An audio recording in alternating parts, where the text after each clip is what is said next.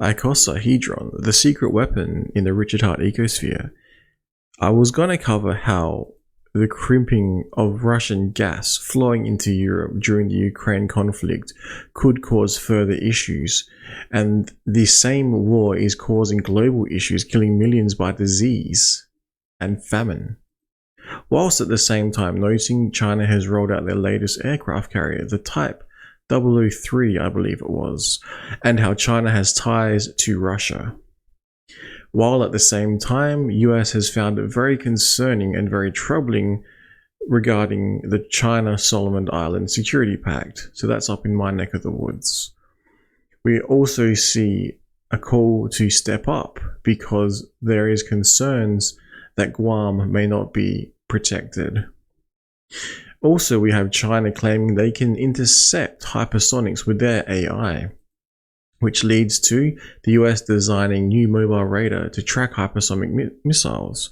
Now, what could that mean? If you can track it, you can attack it. All this relates to the military-industrial complex. Check it out, the US national debt.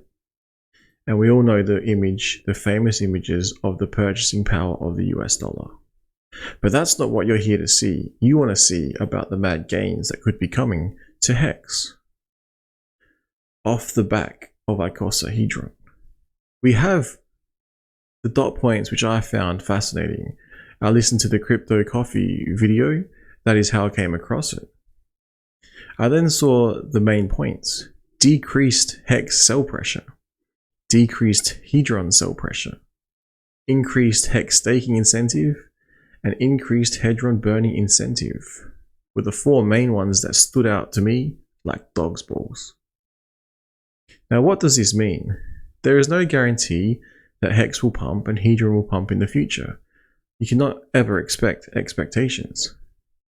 But the tokenomics of ICOSA is like the phase 2 of Hedron, in my humble opinion. I am no way affiliated with any of these projects. I am just an avid investor. If we see decreased selling pressure, maybe we might see the larger cells that are currently going through, such as these.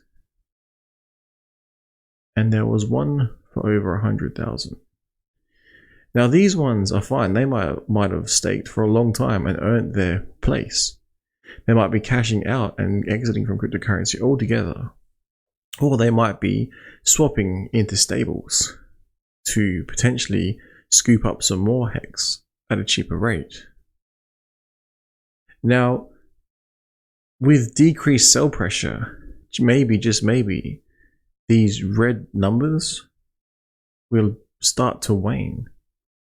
And all we'll start to see is green buys of figures unknown. It might be across two chains, and it might also help with price go up and to the right trajectory. If we have a look at HEX vision over the coming months, it appears the large end stakes seem to be waning also. We have these large bars easing off. There are a few here of medium size in comparison. But if you were to place your end stakes going into the future, you might want to have a look at these here, the lower ranges.